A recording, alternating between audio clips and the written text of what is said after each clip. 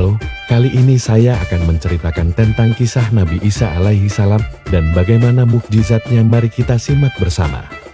Nabi Isa alaihi salam adalah salah satu nabi dan rasul Allah yang diutus kepada Bani Israel di Palestina. Ia dihormati sebagai salah satu dari rasul-rasul Allah dan termasuk nabi yang bergelar Ulul Azmi. Nabi Isa memiliki mukjizat-mukjizat yang luar biasa, seperti kelahirannya yang ajaib tanpa ayah. Kemampuannya menghidupkan orang mati, menyembuhkan orang buta, dan berbicara sejak bayi. Nabi Isa juga dikenal dengan sebutan Al-Masih, yang berarti yang diurapi, puhulah, yang menunjukkan kedekatannya dengan Allah. Dia dianggap sebagai sosok yang sangat saleh dan tunduk kepada Allah dalam ajaran Islam. Kisah Nabi Isa dimulai dengan kelahirannya yang ajaib, di mana ia dilahirkan oleh Maryam Mary tanpa hubungan manusiawi. Dia tumbuh menjadi seorang nabi dan rasul yang mengajarkan tauhid kepercayaan kepada satu Allah kepada Bani Israel. Nabi Isa lahir dari rahim Maryam, seorang wanita suci, putri dari Imran, seorang lelaki terkemuka yang dianggap sebagai pilihan Allah. Maryam tumbuh dalam lingkungan suci dan saleh, dan dia diasuh oleh pamannya, Nabi Zakaria, yang juga seorang nabi. Pada suatu hari, Maryam mendapatkan kunjungan yang luar biasa dari malaikat Jibril, utusan Allah. Malaikat Jibril membawa kabar gembira bahwa Maryam akan melahirkan seorang putra yang akan diberi nama Isa. Kabar ini membuat Maryam heran karena dia belum pernah bersentuhan dengan seorang laki-laki dan kehamilan ini adalah mukjizat langsung dari Allah Subhanahu wa Ta'ala. Malaikat Jibril menjelaskan bahwa kelahiran Isa adalah bagian dari kehendak Allah yang menciptakan segala sesuatu dengan kalimat kun fayakun jadi. Maka jadilah. Maryam menerima kabar ini dengan pasrah dan berlindung kepada Allah dari setan yang ingin mempengaruhi pikirannya. Ketika tiba saatnya melahirkan, Maryam merasakan sakit yang hebat.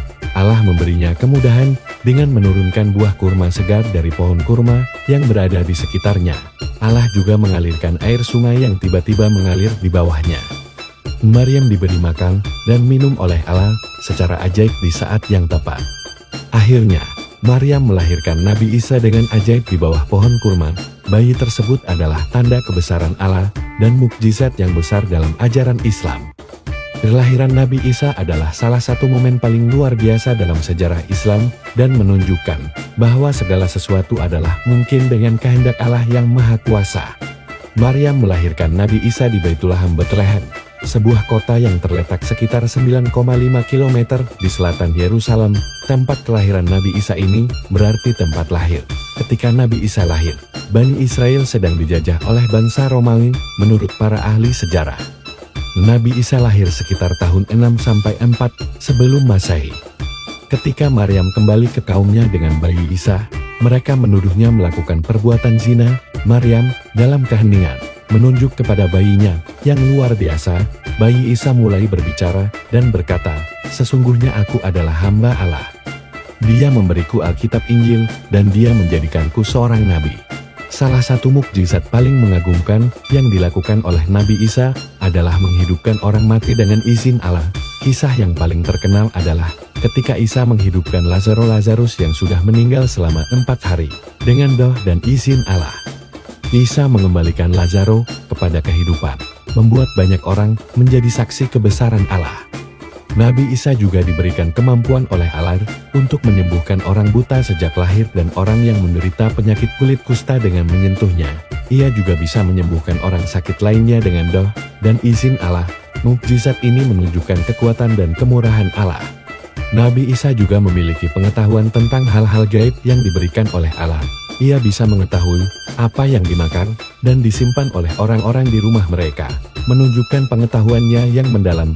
Selain itu, ia juga memiliki pengetahuan tentang peristiwa-peristiwa pada hari kiamat, yang menggambarkan keilmuannya sebagai nabi. Mukjizat-mukjizat ini adalah bukti kebenaran risalah Nabi Isa dan kekuatan Allah yang luar biasa. Mereka juga menunjukkan pentingnya keimanan, tawakal kepada Allah, dan peran Nabi Isa dalam mengajarkan tauhid kepercayaan kepada satu Allah kepada Bani Israel. Nabi Isa diangkat sebagai nabi dan rasul Allah Subhanahu wa Ta'ala pada usia 30 tahun. Tugas utamanya adalah untuk berdakwah kepada Bani Israel yang tinggal di Palestina.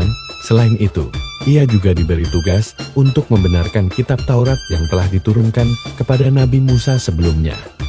Selain mengoreksi penyelewengan yang telah terjadi dalam ajaran Taurat, Nabi Isa juga membawa kitab baru yang disebut Injil. Injil berisi petunjuk, cahaya, dan hukum-hukum bagi orang-orang yang bertakwa. Nabi Isa mengajak Bani Israel untuk menyembah Allah Subhanahu wa Ta'ala semata dan meninggalkan penyembahan terhadap berhala, dosa, serta kesesatan. Dia menyerukan kepatuhan kepada Allah dan mengkritik tindakan para ahli Taurat dan pemimpin agama Bani Israel yang telah merubah dan menyelewengkan ajaran Taurat sesuai dengan kepentingan pribadi mereka. Nabi Isa tidak berdakwah sendirian, ia memiliki 12 sahabat setia yang disebut Hawariyun, para pembantu. Para sahabat ini adalah orang-orang yang percaya kepada risalah Nabi Isa dan dengan tulus membantunya dalam menyebarkan agama Allah.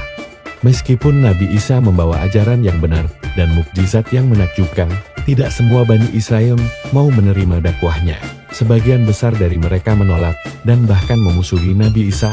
Mereka mencoba untuk membunuhnya karena merasa iri dan benci terhadap mukjizat-mukjizat yang dia tunjukkan. Mereka juga mempertanyakan kelahirannya yang ajaib tanpa ayah, dan sebagian dari mereka menganggapnya sebagai anak haram atau bahkan sebagai anak Tuhan, suatu pemahaman yang bertentangan dengan ajaran Tauhid. Perjalanan dakwah Nabi Isa alaihi salam adalah contoh yang menggambarkan tantangan dan perjuangan seorang nabi dalam menyampaikan ajaran Tauhid dan kebenaran kepada masyarakat yang kadangkala keras kepala dan terbelenggu oleh kesesatan, meskipun menghadapi berbagai rintangan dan bahaya. Nabi Isa tetap setia pada tugasnya sebagai nabi dan rasul Allah Subhanahu wa Ta'ala. Karena permusuhan Bani Israel terhadap Nabi Isa semakin menjadi-jadi, maka Allah berkehendak untuk mengangkat Nabi Isa ke langit agar terhindar dari pembunuhan mereka. Allah membuat salah seorang sahabat Nabi Isa yang bernama Yudas Iskariot. Yudas Iskariot diserupakan dengan wajah Nabi Isa sehingga ia ditangkap oleh tentara Romawi atas laporan para pemimpin agama Bani Israel. Yudas Iskariot kemudian disalib oleh tentara Romawi sebagai hukuman atas tuduhan bahwa ia adalah Al-Masih yang diklaim sebagai Raja Bani Israel yang memberontak terhadap pemerintahan Romawi. Namun, sesungguhnya mereka tidak membunuh atau menyalib Nabi Isa, tetapi orang yang diserupakan dengannya. Sedangkan Nabi Isa sendiri telah diangkat oleh Allah ke langit dalam keadaan hidup. Hal itu telah dijelaskan dalam Al-Quran Surat An-Nisa ayat 157-158, di mana Allah Subhanahu wa Ta'ala berfirman, "Dan kami hukum juga karena ucapan mereka, sesungguhnya kami telah membunuh Al-Masih, Isa putra Maryam, Rasul Allah. Padahal mereka tidak membunuhnya dan tidak pula menyalibnya, tetapi yang mereka bunuh adalah orang yang diserupakan dengan Isa." Sesungguhnya mereka yang berselisih pendapat tentang pembunuhan Isa selalu dalam keraguan-raguan tentang yang dibunuh itu. Mereka benar-benar tidak tahu siapa sebenarnya yang dibunuh itu, melainkan mengikuti persangkaan belaka. Jadi mereka tidak yakin telah membunuhnya. 158. Tetapi Allah telah mengangkat Isa ke hadiratnya. Allah Maha Perkasa, Maha Bijaksana. IS An-Nisa 157-158. Itulah kisah Nabi Isa alaihi salam akan datang pada akhir zaman nanti. Jangan lupa subscribe, like, komen, dan share video ini, agar saya lebih semangat lagi untuk membuat video selanjutnya. Sampai jumpa.